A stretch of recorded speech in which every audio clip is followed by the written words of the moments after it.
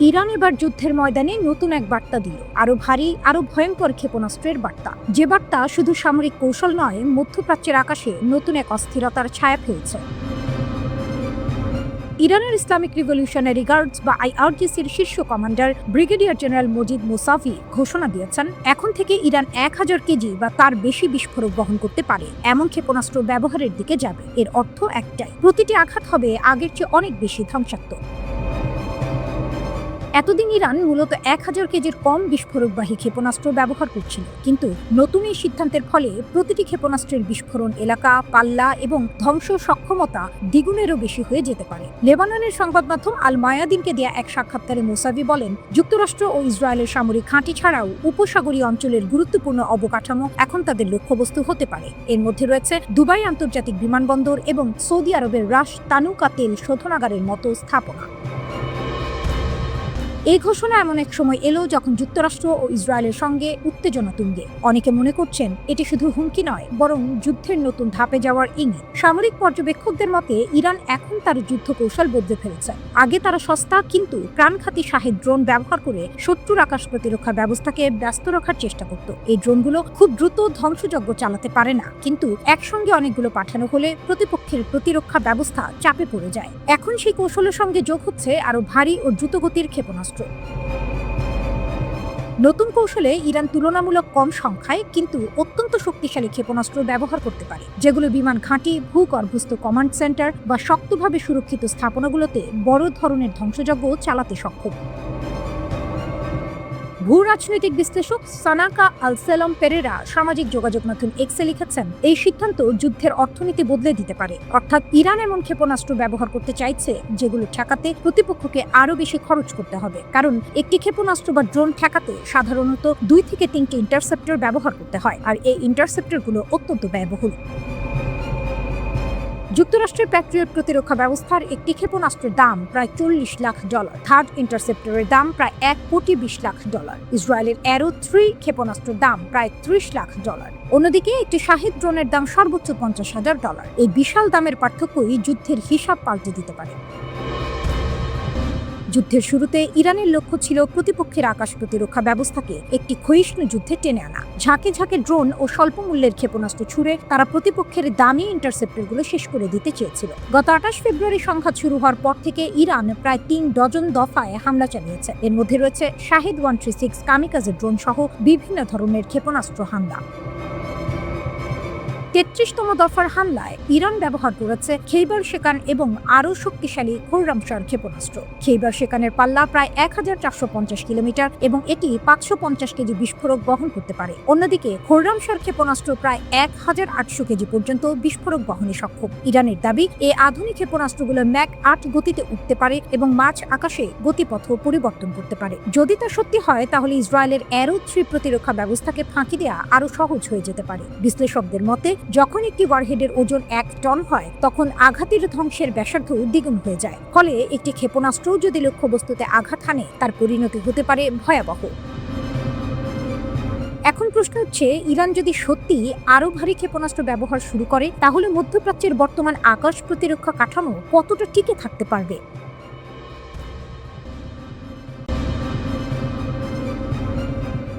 Hormuz প্রণালী বন্ধ। Iran ও Israel যুক্তরাষ্ট্রের মধ্যে পাল্টা হামলার কারণে হরমুজ প্রণালী দিয়ে কোনো জাহাজ চলাচল করতে দেওয়া হচ্ছে না। ইরানি বাহিনী আইআরজিসি এর সতর্কতা। ইরানের বিপ্লবী গার্ড বাহিনী ওই এলাকায় থাকা জাহাজগুলোকে বারবার বার্তা দিচ্ছে যে এই কৌশলগত পথ দিয়ে কোনো জাহাজ পার হতে পারবে না।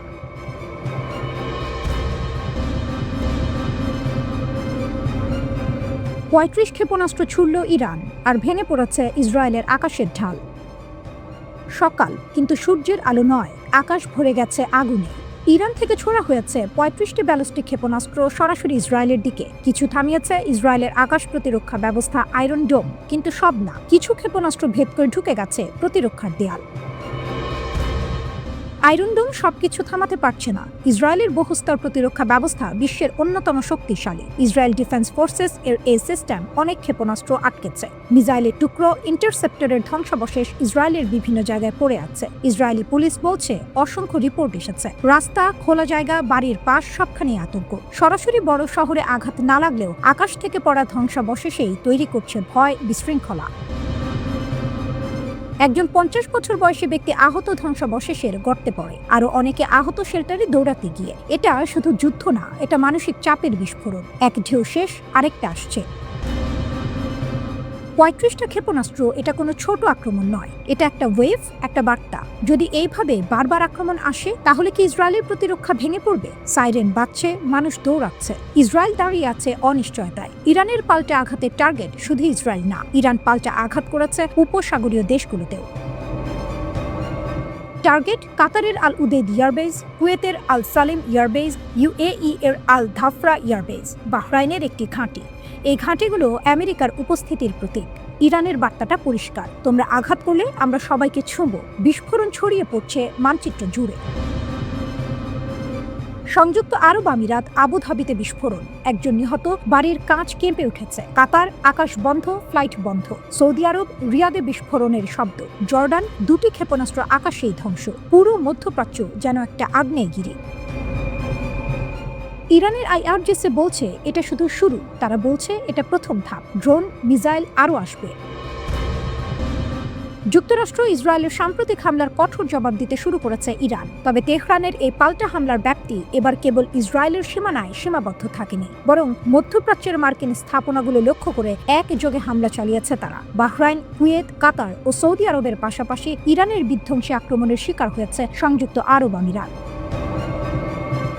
এই সামরিক পদক্ষেপের পর বিশ্লেষকদের মাঝে এখন বড় প্রশ্ন, কেন আরব দেশগুলোর মধ্যে আমিরাতকে এত গুরুত্ব দিয়ে লক্ষ্যবস্তু বানালো ইরান? এই বৈরিতার নেপথ্য কারণ খুঁজতে ফিরতে হবে 2020 সালে। সেই বছরের সেপ্টেম্বরে ঐতিহাসিক আব্রাহাম অ্যাকর্ড স্বাক্ষরের মাধ্যমে ইসরায়েলের সঙ্গে দীর্ঘদিনের কূটনৈতিক বরফ গলিয়ে সম্পর্ক স্বাভাবিক করে সংযুক্ত আরব আমিরাত ও বাহরাইন। যদিও উপসাগরীয় দেশগুলো আগে থেকেই অনানুষ্ঠানিকভাবে ইসরায়েলের সঙ্গে যোগাযোগ রাখত, তবে এই চুক্তির মাধ্যমে তা প্রকাশ্য রূপ পায়। বিশেষ করে 2015 সালে আবুধাবিতে ইসরায়েলের প্রথম কূটনৈতিক মিশন খোলার পর থেকেই দুই দেশের ঘনিষ্ঠতা বাড়তে থাকে, যা মূলত ইরানের আঞ্চলিক প্রভাব ঠেকানোর একটি কৌশল হিসেবে দেখেছে তেহরান।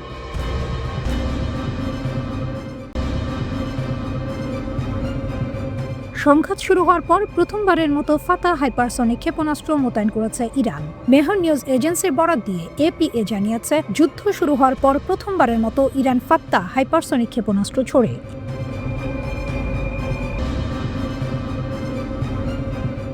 ইরান এবারও চুপ করে থাকেনি। যুক্তরাষ্ট্র আর ইসরায়েল একসাথে বড় ধরনের হামলা চালানোর পর ইরান যেন ধীরে ধীরে উঠে দাঁড়ালো। কোনো তাড়াহুড়া নেই, কিন্তু ভেতরে জমে থাকা শক্তি নিঃশব্দ আগ্নেয়গিরির মতো। ইরান সরকার জানিয়ে দিল পাল্টা আঘাত শুরু হয়েছে। বার্তা সংস্থা ফার্স বলছে, বাহরাইন, কুয়েত, কাতার আর সংযুক্ত আরব আমিরাত যেখানে যেখানে মার্কিন সামরিক ঘাঁটি আছে সেসব জায়গা লক্ষ্য করে হামলা চালানো হয়েছে। এই হামলা শুধু ক্ষেপণাস্ত্রের নয়, এটা ছিল এক ধরনের বার্তা। বার্তাটা খুব পরিষ্কার, আমরা আছি। সৌদি আরবও জানালো তাদের রাজধানী রিয়াদ আর পূর্বাঞ্চলেও হামলার চেষ্টা হয়েছে। রাতের আকাশে বিস্ফোরণের আলো, মানুষের ভেতরে অজানা ভয়। ইরানের ইসলামিক রিভলিউশনারি গার্ড সংক্ষেপে আইআরজিসি একটা কথা বলেছে, খুব ঠান্ডা গলায়। তারা বলেছে, মধ্যপ্রাচ্যে যেখানেই মার্কিন বা ইসরায়েলি সামরিক লক্ষ্য আছে সেগুলোতে শক্তিশালী ইরানি ক্ষেপণাস্ত্র আঘাত হেনেছে। আরেকটি কথাও বলেছে, তারা যতক্ষণ না শত্রু পুরোপুরি পরাজিত হয় এই অভিযান চলবে। এই কথাগুলো শুনলে মনে হয় না এটা শুধু যুদ্ধের ভাষা, এটা যেন এক ধরনের জেদ, একটা রাষ্ট্রের আত্মসম্মান। ইরান আরো বলেছে, মধ্যপ্রাচ্যে থাকা সব মার্কিন সম্পদ এখন তাদের জন্য বৈধ লক্ষ্য। এদিকে ইরানের উপপররাষ্ট্রমন্ত্রী হামিদ খানবাড়ি একটু ভিন্ন সুরে কথা বলেছেন। তিনি বলেছেন, আমাদের আত্মরক্ষার অধিকার আছে। সংযুক্ত আরব আমিরাতের রাজধানী আবুধাবিতে কয়েকটি ক্ষেপণাস্ত্র ঠেকানো গেছে, তবু একজন মারা গেছেন। সৌদি আরব দাবি করেছে তারা বেশিরভাগ হামলায় প্রতিহত করেছে, কিন্তু তাদের কথায় একটা কষ্ট লুকানো ছিল। বাহরাইন জানিয়েছে তাদের ভেতরে থাকা মার্কিন নৌবাহিনীর ৫ম নৌবহরের সদর দপ্তরে হামলা হয়েছে। কুয়েত বলছে তাদের আলী আল সালেম বিমান ঘাঁটিতে একের পর এক ব্যালিস্টিক ক্ষেপণাস্ত্র ছোড়া হয়েছিল। তারা সবগুলো ঠেকিয়েছে বলে দাবি করেছে, কিন্তু আকাশে যে শব্দগুলো উঠেছিল সেগুলো থামানো যায়নি। কাতারও একই কথা বলেছে, তারা নাকি সব হামলা সীমান্তে পৌঁছানোর আগেই ধ্বংস করেছে। তবু ভয় থেমেনি এই 4টি দেশ, কাতার, কুয়েত, বাহরাইন, সংযুক্ত আরব আমিরাত তাদের আকাশসীমা বন্ধ করে দিয়েছে। ইরান থামেনি। ইরাকের উত্তরাঞ্চলের ইরবিল বিমানবন্দরেও 2বার হামলা হয়েছে। ইরান দেখিয়ে দিল তারা শুধু প্রতিক্রিয়া দেখায় না, তারা অপেক্ষা করে, তারপর আঘাত করে। একজন ইসরায়েলি সামরিক কর্মকর্তা জানিয়েছেন 28 ফেব্রুয়ারির হামলায় ইরানের একাধিক কর্মকর্তা নিহত হয়েছে। তিনি জানান অভিযানের সময় একই সঙ্গে 3টি স্থানে হামলা চালানো হয়, যেখানে ইরান সরকারের সদস্যরা জড়ো হয়েছিলেন। ওই কর্মকর্তা আরও জানান ইসরায়েলি প্রতিরক্ষা বাহিনী গুরুত্বপূর্ণ ও সুনির্দিষ্ট লক্ষ্যবস্তু নির্ধারণ করে যুক্তরাষ্ট্রের সহযোগিতায় এই হামলা চালায়। মধ্যপ্রাচ্যে মার্কিন ঘাঁটি লক্ষ্য করে নতুন করে ক্ষেপণাস্ত্র হামলার ঘোষণা দিয়েছে ইরানের ইসলামিক রিভলিউশনারি গার্ড বা IRGC। নতুন করে হামলার ঘোষণা দিয়েছে তারা। ইরানের রাষ্ট্রীয় টেলিভিশনের বরাত দিয়ে এই তথ্য জানিয়েছে বার্তা সংস্থা AFP।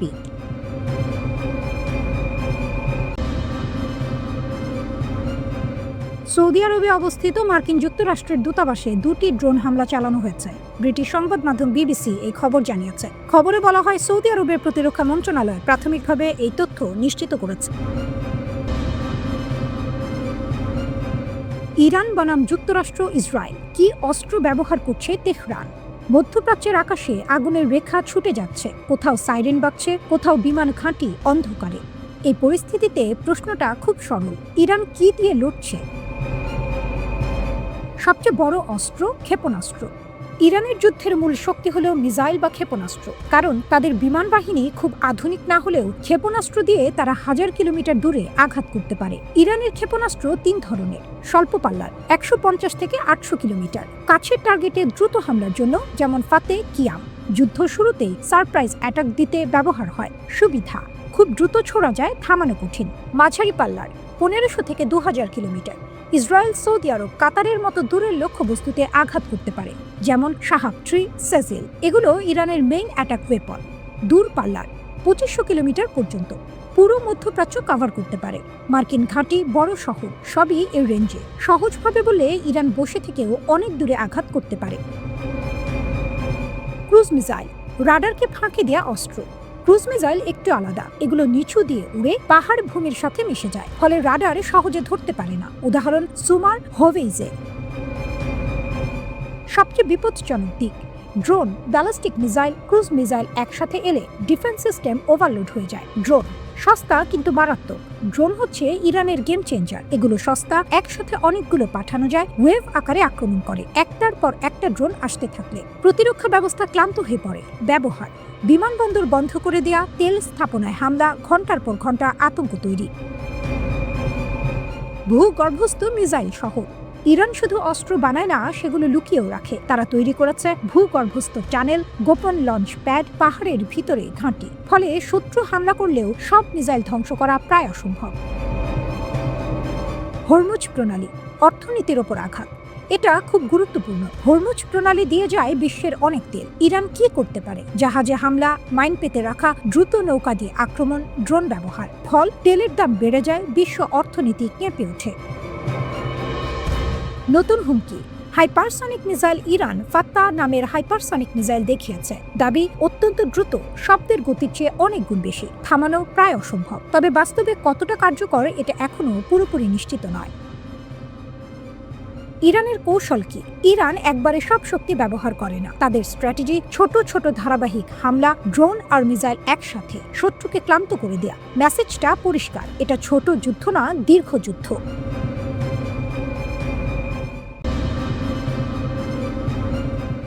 ইরানের ভয়ঙ্কর মিসাইল এত দ্রুত যে চোখে দেখা যায় না, এত চতুর যে মাঝপথেই দিক বদলায়, আর এত শক্তিশালী যে প্রতিরক্ষা ব্যবস্থা বিভ্রান্ত হয়ে যায়। এই অস্ত্রটাই এখন আলোচনায়। ফাতা 2। ইরান বলছে এটা শুধু নতুন অস্ত্র না, এটা একটা নতুন যুগের শুরু। হাইপারসনিক মানে কি? সহজভাবে বুঝুন। শব্দের গতি মানে ম্যাক 1। যদি কিছু ম্যাক 5 বা তার বেশি গতিতে চলে সেটাকে বলে হাইপারসনিক। আর ফাতা 2 গতি প্রায় ম্যাক 15 পর্যন্ত দাবি করা হচ্ছে, মানে কয়েক মিনিটে শত শত কিলোমিটার পাড়ি দিতে পারে।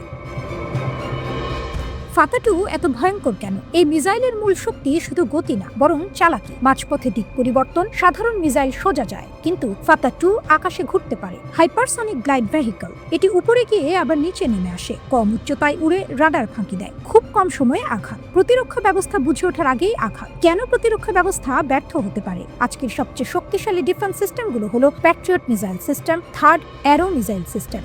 কিন্তু সমস্যা হলো এগুলো তৈরি হয়েছে সোজা পথে আসা মিসাইল থামাতে। একজন প্রতিরক্ষা বিশেষজ্ঞ বলছেন, ম্যাক 10 মিসাইল থামাতে হলে ম্যাক 30 গতির প্রতিরক্ষা দরকার, যা বাস্তবে সম্ভব নয়। মানে এই সিস্টেমগুলো হঠাৎ করে দুর্বল মনে হতে পারে। যুদ্ধক্ষেত্রে ব্যবহার কি জানা গেছে? ইরান দাবি করেছে 2025 সালের জুনে প্রথমবার এই মিসাইল ব্যবহার করা হয়। এটি ছিল অপারেশন ট্রু প্রমিস 3 এর অংশ। লক্ষ্য ছিল ইসরায়েলের সামরিক স্থাপনা। দাবি, এই মিসাইল প্রতিরক্ষা ভেদ করতে পেরেছে। সোশ্যাল মিডিয়ায় কিছু ভিডিও ভাইরাল হয়েছে। প্যাট্রিয়ট মিসাইল ছোড়া হচ্ছে, কিন্তু লক্ষ্যবস্তুতে আঘাত করতে পারছে না। বিশেষ করে কাতারের আল উদেইদ এয়ারবেস এলাকায় এমন ঘটনা দেখা গেছে বলে দাবি, তবে সব তথ্য স্বাধীনভাবে যাচাই করা হয়নি। ফাতা-2 এর ক্ষমতা, রেঞ্জ প্রায় 1400 কিলোমিটার, গতি ম্যাক 15 পর্যন্ত, ডিজাইন 2 ধাপ, বৈশিষ্ট্য দ্রুত, নিচু দিয়ে উড়ে, মাঝপথে দিক বদলায়। মানে ধরা কঠিন, থামানো আরো কঠিন। সীমাবদ্ধতাও আছে, সবকিছুই নিখুঁত না। এই মিসাইল তৈরি করা খুব ব্যয়বহুল। কতগুলো আছে তা অজানা। বাস্তবে কতটা কার্যকর এখনো পুরোপুরি প্রমাণ হয়নি। ইসরায়েলি সেনাবাহিনীর গুরুত্বপূর্ণ স্থাপনায় হামলা চালিয়েছে ইরান। দেশটির Islamic revolutionary guard corps IRGC জানিয়েছে, তাদের ক্ষেপণাস্ত্র ও ড্রোন হামলার 11তম ধাপে ইসরায়েলের বীরসেবা শহর লক্ষ্যবস্তু করা হয়েছে। 2 মার্চ আল জাজিরার প্রতিবেদনে এই তথ্য জানানো হয়েছে। প্রতিবেদনে দাবি করা হয়েছে যে ওই শহরে অবস্থিত ইসরায়েলি সেনাবাহিনীর যোগাযোগ শিল্প কমপ্লেক্সে আঘাত হানা হয়েছে। পরে সংস্থাটি একটি ভবনের ছবি পোস্ট করে দাবি করে যে এটিই বীরসেবা শহরের সেই লক্ষ্যবস্তু, যেখানে বেশ কিছু বড় আন্তর্জাতিক কোম্পানির কার্যালয় অবস্থিত, যার মধ্যে মাইক্রোসফটও আছে।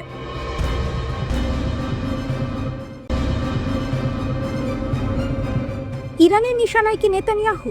গোয়েন্দা খেলায় নতুন মোড়। মধ্যপ্রাচ্যের আকাশ এখন হয়ে উঠেছে শিকার আর শিকারীরই যুদ্ধক্ষেত্র।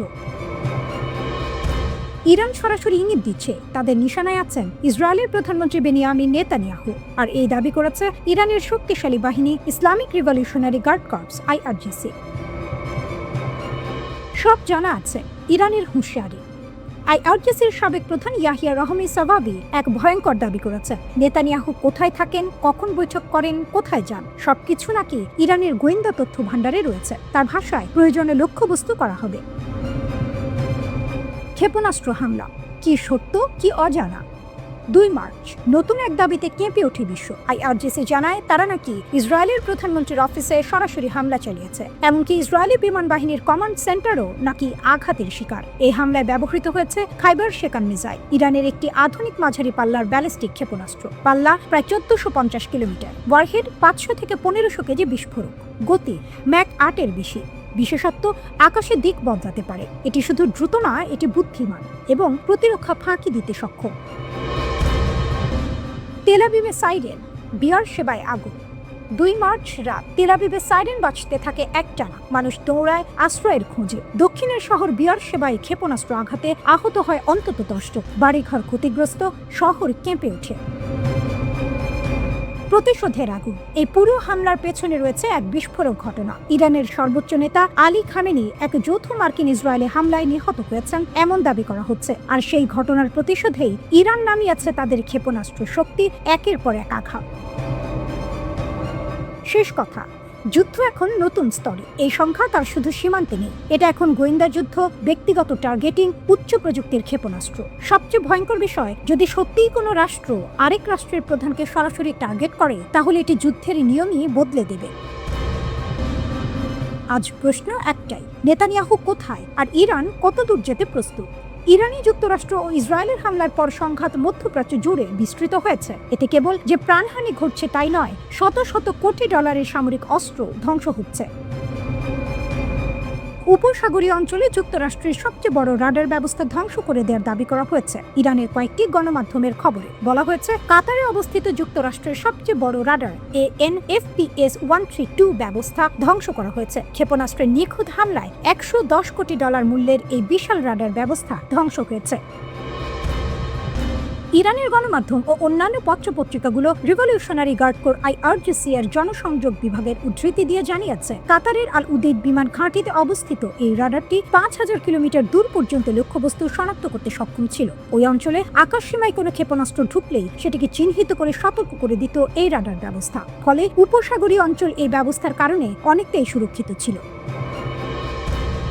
কাতারের কয়েকজন কর্মকর্তারাও এই রাডারের ক্ষতির কথা স্বীকার করেছেন বলে দাবি করা হয়েছে খবরে। এই রাডারটি মূলত ইরানের ক্ষেপণাস্ত্র কার্যক্রমের ওপর নজরদারি করার জন্য 2013 সালে স্থাপন করা হয়েছিল।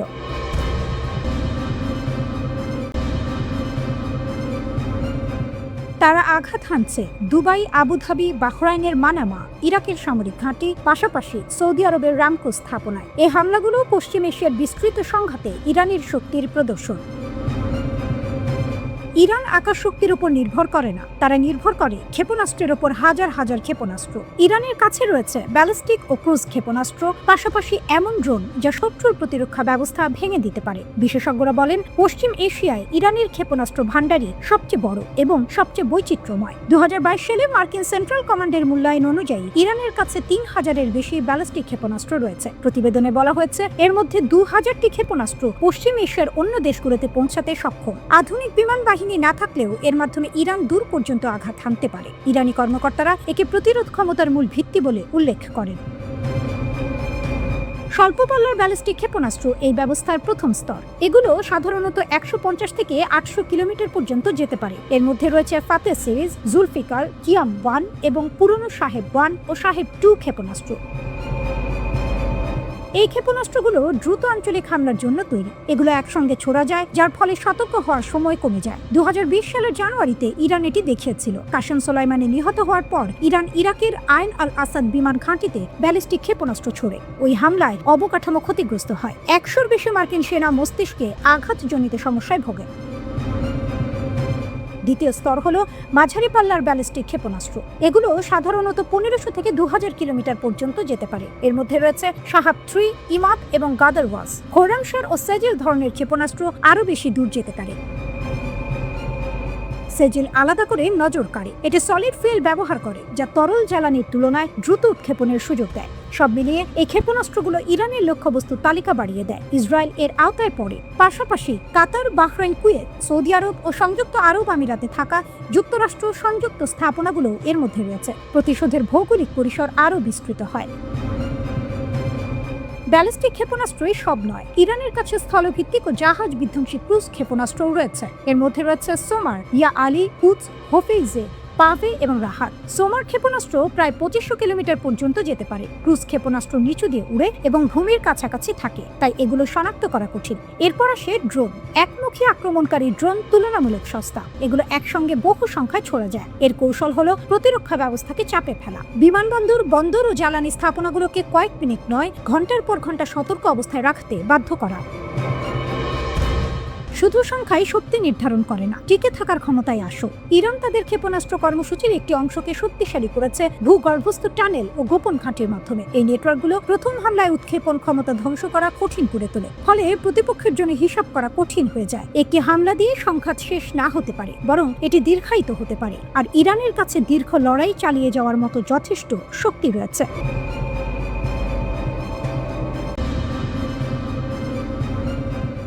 ফাতা 2 ইরানের মারাত্মক ক্ষেপণাস্ত্র। প্রভাবশালী সামরিক সাময়িকী মিলিটারি ওয়াচ ম্যাগাজিন এক প্রতিবেদনে জানিয়েছে, ইরানের তৈরি এই ফাতা 2 হাইপারসনিক ক্ষেপণাস্ত্রকে বর্তমান বিশ্বের প্রচলিত কোনো আকাশ প্রতিরক্ষা ব্যবস্থায় কার্যত ঠেকাতে পারছে না। এই দাবির পেছনে শুধু তত্ত্ব নয়, আছে বাস্তবের ইঙ্গিত।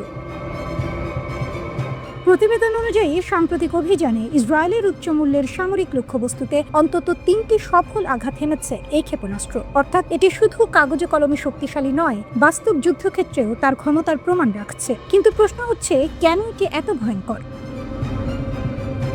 উত্তর লুকিয়ে আছে এর প্রযুক্তিতে। ফাতা 2 ব্যবহার করে হাইপারসনিক গ্লাইড ভেহিকেল বা HGV প্রযুক্তি। এটি সাধারণ ব্যালিস্টিক ক্ষেপণাস্ত্রের মতো সরল পথে চলে না, বরং বায়ুমণ্ডলের ওপরের স্তরে উঠে গিয়ে হঠাৎ দিক পরিবর্তন করে, গতিপথ বদলায়, কখনো নিচে নামে, আবার উপরে উঠে, ঠিক যেন আকাশে ছুটে চলা এক বুদ্ধিমান শিকারী। এই অপ্রত্যাশিত গতিবিধির কারণেই এটি রাডারের চোখ ফাঁকি দিতে পারে। প্রচলিত প্রতিরক্ষা ব্যবস্থা যেখানে নির্দিষ্ট গতিপথ ধরে লক্ষ্যবস্তু ধ্বংস করতে চায়, সেখানে ফাতা-2 নিজের পথ নিজেই বদলে নেয়, ফলে সেটিকে ট্র্যাক করা প্রায় অসম্ভব হয়ে পড়ে। আর আছে এর গতি, যা আতঙ্কের মূল। ফাতা-2 ছুটতে পারে শব্দের গতির 10 গুণ বেশি, অর্থাৎ ম্যাক 10 গতিতে। এমন গতিতে কোনো বস্তু এগোলে সেটিকে থামাতে হলে প্রতিরক্ষা ব্যবস্থাকে আরও দ্রুত হতে হবে। ইসরায়েলের শীর্ষ প্রতিরক্ষা প্রতিষ্ঠান রাফায়েল অ্যাডভান্স ডিফেন্স সিস্টেমস এর ভাইস প্রেসিডেন্ট ইউভান বাসাস্কি একসময় স্বীকার করেছিলেন, বর্তমানের প্রতিরক্ষা প্রযুক্তি এই চ্যালেঞ্জ মোকাবিলায় প্রস্তুত নয়। তার মতে ম্যাক 10 গতির ক্ষেপণাস্ত্র থামাতে হলে ইন্টারসেপ্টরকে প্রায় ম্যাক 30 গতিতে পৌঁছাতে হবে। কিন্তু এখানেই আসে বাস্তবতার দেয়াল। বায়ুমণ্ডলের ঘর্ষণ এমন উচ্চ গতিকে কার্যত অসম্ভব করে তোলে, অর্থাৎ প্রযুক্তি যতই উন্নত হোক, প্রকৃতির নিয়মের সামনে তা থমকে যায়। এই কারণেই সামরিক বিশ্লেষকরা বলছেন, যুক্তরাষ্ট্র ও ইসরায়েলের বর্তমান আকাশ প্রতিরক্ষা ব্যবস্থা ইতিমধ্যেই চাপে ছিল। ইরানের পুরনো ব্যালিস্টিক ক্ষেপণাস্ত্রের বিরুদ্ধেই তারা হিমশিম খাচ্ছিল। তার উপর এখন যুক্ত হয়েছে হাইপারসনিক প্রযুক্তির এই নতুন স্তর। এ যেন এক নতুন সমীকরণ, যেখানে প্রতিরক্ষা পিছিয়ে পড়ছে আর আক্রমণ এগিয়ে যাচ্ছে দ্রুত গতিতে। ইসরায়েল অবশ্য বসেনি, তার একটি বিশেষ জোন ডিফেন্স মডেল তৈরির কথা ভাবছে, যেখানে নির্দিষ্ট এলাকায় বহুস্তর প্রতিরক্ষা তৈরি করা হবে। কিন্তু এই পরিকল্পনা বাস্তবায়ন করতে সময় লাগতে পারে কয়েক দশক, খরচ হতে পারে বিলিয়ন ডলার। অর্থাৎ সমাধান আছে, কিন্তু তা এখনই নয়। বর্তমান বাস্তবতায় সামরিক বিশ্লেষকদের একটাই স্পষ্ট ধারণা, ফাতা-2 এখন এমন এক অস্ত্র যা প্রতিরক্ষা প্রাচীরকে অতিক্রম করার ক্ষমতা রাখে প্রায় বাধাহীনভাবে। যুক্তরাষ্ট্র ও ইসরায়েলি লক্ষ্যবস্তুর বিরুদ্ধে চলমান অপারেশন ট্রু প্রমিস 4 অভিযানে ইরানের ইসলামী বিপ্লবী গার্ড কোর IRGC এর নৌ ইউনিটের আত্মঘাতী ড্রোনগুলো অত্যন্ত গুরুত্বপূর্ণ ভূমিকা পালন করছে।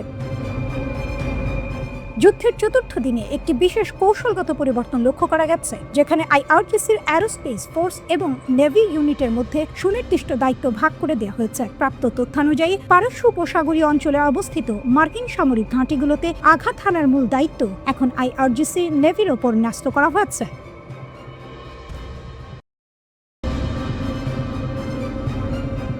মধ্যপ্রাচ্যে ইরান, ইসরায়েল এবং যুক্তরাষ্ট্রের মধ্যে চলমান সংঘাত এখন আরও ভয়াবহ রূপ নিচ্ছে। দীর্ঘদিনের উত্তেজনা, পাল্টাপাল্টে হামলা এবং সামরিক শক্তির প্রদর্শনের মধ্যেই এবার নতুন করে আলোচনায় এসেছে ইরানের শক্তিশালী ক্ষেপণাস্ত্র খুরাম-4। ইরান দাবি করেছে, তারা এই ক্ষেপণাস্ত্র ব্যবহার করে ইসরায়েলের ভেতরে বড় ধরনের হামলা চালিয়েছে। 6 মার্চ ইরানের Islamic revolutionary guard corps IRGC জানিয়েছে, তাদের সামরিক অভিযান অপারেশন ট্রু প্রমিস 4 এর 19তম ধাপে এই হামলা চালানো হয়েছে। ইরানি রাষ্ট্রীয় গণমাধ্যমের প্রতিবেদনে বলা হয়েছে, এই হামলার প্রধান লক্ষ্য ছিল ইসরায়েলের গুরুত্বপূর্ণ শহর তেল আবিব, বিশেষ করে বেন গুরিয়ন আন্তর্জাতিক বিমানবন্দর এবং ইসরায়েলি বিমান বাহিনীর 27 নম্বর স্কোয়াড্রন ঘাঁটিকে লক্ষ্য করে আঘাত হানা হয়েছে। IRGCর বিবৃতিতে বলা হয়েছে, এই অভিযানটি ইয়া হাসান ইবনে আলী নামের সাংকেতিক কোড ব্যবহার করে পরিচালনা করা হয়। তাদের দাবি অনুযায়ী খুরাম-4 ক্ষেপণাস্ত্রগুলো সরাসরি নির্ধারিত লক্ষ্যবস্তুতে আঘাত করতে সক্ষম হয়েছে। ইরান আরও দাবি করেছে, ইসরায়েলের অত্যাধুনিক 7 স্তরের আকাশ প্রতিরক্ষা ব্যবস্থা এই হামলা ঠেকাতে ব্যর্থ হয়েছে। ইসরায়েলের এই প্রতিরক্ষা ব্যবস্থা দেশটির অন্যতম গর্ব হিসেবে বিবেচিত। কিন্তু ইরানের ভাষ্য অনুযায়ী একসঙ্গে বহু ড্রোন এবং ভারী ক্ষেপণাস্ত্রের আক্রমণ সেই সুরক্ষা বলয় ভেদ করে ফেলেছে। এই সমন্বিত হামলার ফলে তেল আবিব শহরের বিভিন্ন জায়গায় বড় ধরনের ধ্বংসযজ্ঞ ঘটেছে বলে ইরানি গণমাধ্যম দাবি করেছে। প্রত্যক্ষদর্শীদের উদ্ধৃতি দিয়ে বলা হয়েছে, ক্ষেপণাস্ত্র আঘাত করার পর সেখানে বড় ধরনের আগুন লাগে এবং বিভিন্ন স্থাপনায় ব্যাপক কাঠামোগত ক্ষতি হয়। সাম্প্রতিক বছরগুলোর মধ্যে এমন ঘটনা খুব কমই দেখা গেছে বলে দাবি করা হয়েছে। খুরাম-4, যাকে খাইবার নামেও ডাকা হয়, ইরান প্রথম প্রকাশ্যে আনে 2023 সালে। এই ক্ষেপণাস্ত্রটি তৈরি করেছে ইরানের অ্যারোস্পেস ইন্ডাস্ট্রিজ অর্গানাইজেশন। দীর্ঘ গবেষণা ও উন্নয়নের ফল হিসেবে এটি তৈরি করা হয়েছে বলে বলা হয়। এই মিসাইলটি আগের সংস্করণগুলোর তুলনায় অনেক বেশি দ্রুতগতির এবং নির্ভুল। প্রায় 13.5 মিটার লম্বা এই ক্ষেপণাস্ত্রটির ওজন প্রায় 1.5 থেকে 2 টনের মতো। এটিকে মাঝারি পাল্লার ব্যালিস্টিক মিসাইল বলা হলেও এর সক্ষমতা অনেক দেশের আন্তঃমহাদেশীয় ক্ষেপণাস্ত্রের সমান বলে বিশেষজ্ঞরা মনে করেন। প্রতিরক্ষা বিশ্লেষকদের মতে, এই ক্ষেপণাস্ত্রটির সবচেয়ে গুরুত্বপূর্ণ বৈশিষ্ট্য হলো এর গতি। উৎক্ষেপণের পর এটি শব্দের গতির প্রায় 16 গুণ বেশি, অর্থাৎ ম্যাক 16 গতিতে লক্ষ্যবস্তুর দিকে ছুটে যেতে পারে। আরেকটি গুরুত্বপূর্ণ বিষয় হলো, মাত্র 15 মিনিটের প্রস্তুতিতেই এই ক্ষেপণাস্ত্র উৎক্ষেপণ করা সম্ভব। এই মিসাইলটির পাল্লা প্রায় 3000 কিলোমিটার পর্যন্ত। এর ফলে মধ্যপ্রাচ্যের যে কোনো জায়গা থেকে ইসরায়েলের প্রায় সব অঞ্চলে আঘাত হানার সক্ষমতা তৈরি হয়। খুরামশার 4 ক্ষেপণাস্ত্রের আরেকটি মারাত্মক বৈশিষ্ট্য হলো এর মাল্টিপল ওয়ারহেড বহনের ক্ষমতা। একটি মাত্র ক্ষেপণাস্ত্র প্রায় 1800 কেজি ওজনের বিস্ফোরক বহন করতে পারে। লক্ষ্যবস্তুর কাছে পৌঁছানোর পর এই বিস্ফোরক 80টি ছোট ছোট অংশে ভাগ হয়ে ছড়িয়ে পড়ে। এই ক্ষুদ্র ওয়ারহেডগুলো হাইপারসনিক গতিতে নিচের দিকে নেমে আসে, ফলে আকাশ প্রতিরক্ষা ব্যবস্থার রাডারের পক্ষে এগুলো শনাক্ত করা বা মাঝপথে ধ্বংস করা অত্যন্ত কঠিন হয়ে যায়।